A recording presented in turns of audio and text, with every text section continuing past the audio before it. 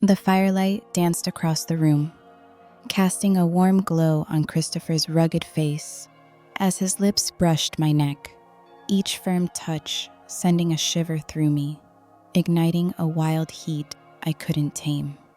My breath hitched, my body trembling not from fear, but from a craving I hadn't felt in years.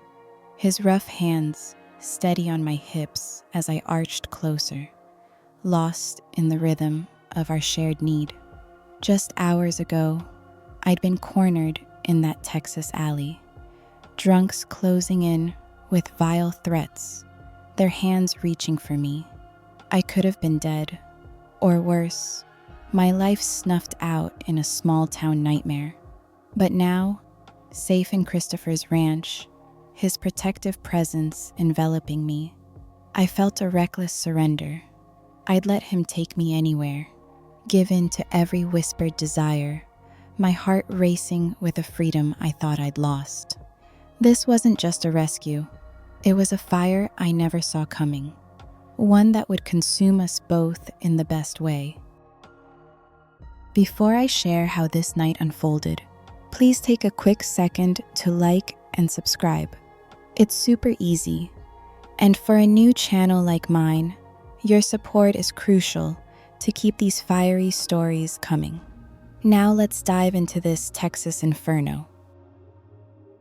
I'm Emily, a 40-year-old marketing consultant who'd spent 2 decades in the grind of Dallas.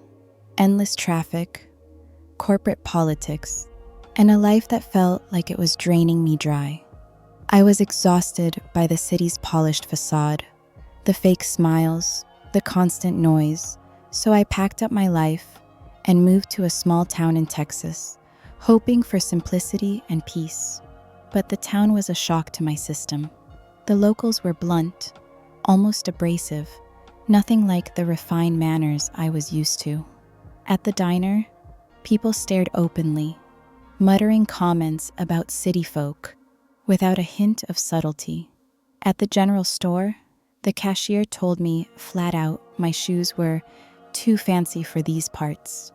It was a far cry from the polished interactions I'd known, and I felt like an outsider, struggling to find my place in this rough-around-the-edges town.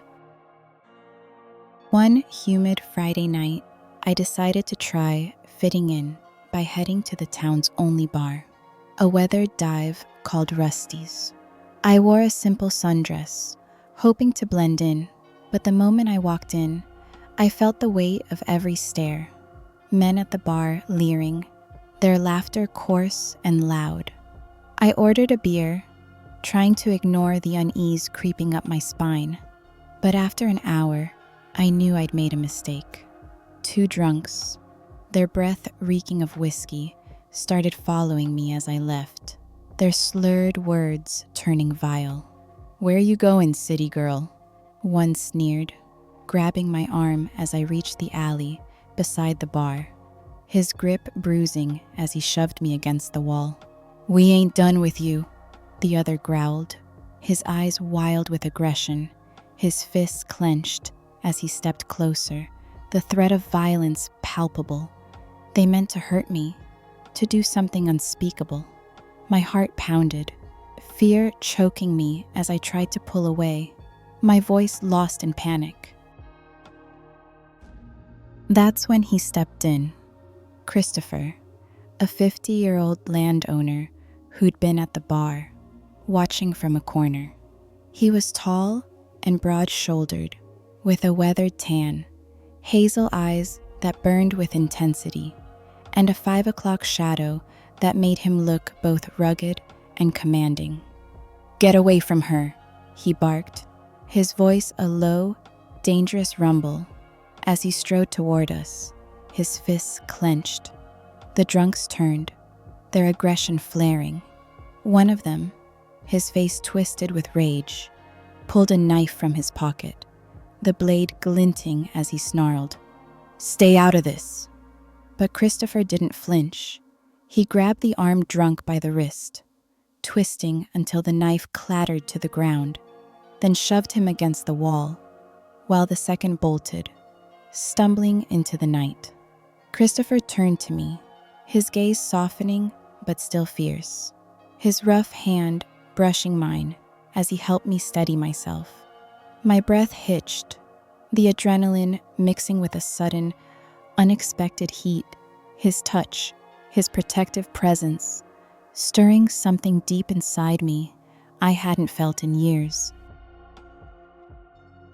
Christopher insisted on walking me to my car, but I was too shaken to drive. He suggested his place, a few miles out, where I could catch my breath. I nodded, grateful, and we drove to his sprawling ranch, the Texas stars stretching endlessly above us. On the way, we talked about my move to the small town, my struggles to adjust, and his life as a landowner, managing cattle and land passed down through generations. He was straightforward like the others, but there was a warmth to him, a quiet strength that made me feel safe. At his ranch, he led me to a cozy living room with a leather couch and a stone fireplace, the faint crackle of the fire he'd lit filling the air with warmth. The tension from the night hung heavy, but a new kind of heat sparked between us. His hazel eyes locked onto mine, a hunger in them that mirrored the storm inside me, and I felt an unshakable comfort in his presence, like I could let him do anything he wanted, surrender completely to the moment. His rough hand brushed my cheek, sending a jolt through me, and our lips met, a fierce connection that set my skin ablaze. My body pressed closer, the firelight casting shadows as our shared need consumed the space, a wild rhythm taking over. His hand slid to my waist, steady and possessive, my breath hitching as the intensity deepened, each touch fueling the fire beneath my skin. We moved in sync, a dance of unspoken desire, the heat between us relentless, leaving me trembling, caught in a flame I didn't want to escape. The fire didn't stop there. We shifted on the leather couch, my back now against its cool surface as he leaned over me, our rhythm unbroken, the heat flaring hotter.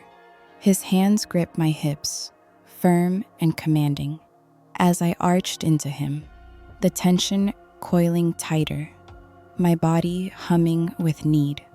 The firelight faded into the background, the intensity between us swallowing everything, leaving me weightless, lost in a wild dance of release that felt endless. I felt utterly comfortable with him, a trust so deep I'd let him take me anywhere, given to every unspoken want, the moment stretching into eternity.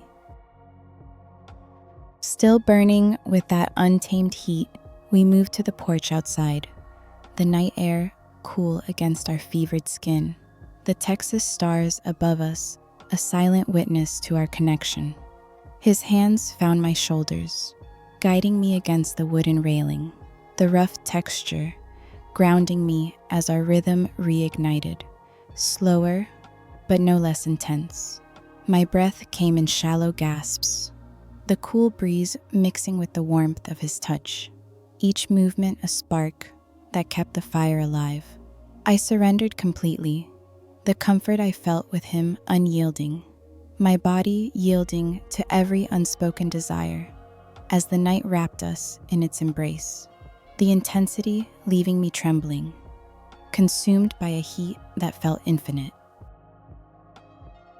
For a long moment, we stayed there, the afterglow wrapping us in a quiet intensity, the stars a silent witness. The next morning, Christopher drove me back to town, promising to check in on me. Over the next few weeks, I started rebuilding my life in the small town, finding my footing, making friends, and discovering a warmth I hadn't expected. I started meeting nice people, like the kind baker who always saved me a fresh loaf, and the librarian who shared my love for old novels. And I realized the people here were better than I'd thought. Their straightforwardness hiding a genuine kindness that made me feel at home. Seeing Christopher more often, his quiet strength became a constant in my new chapter. That night wasn't just a rescue. It was a turning point, a reminder that I could feel, could want, could start over. Let me know in the comments, have you ever had a moment that set you free? If you felt the heat of this story, please take a quick second to like and subscribe. It's super easy. And for a new channel like mine, every bit of support is crucial to keep bringing you stories like this. Your support means the world, and I can't wait to share what's next.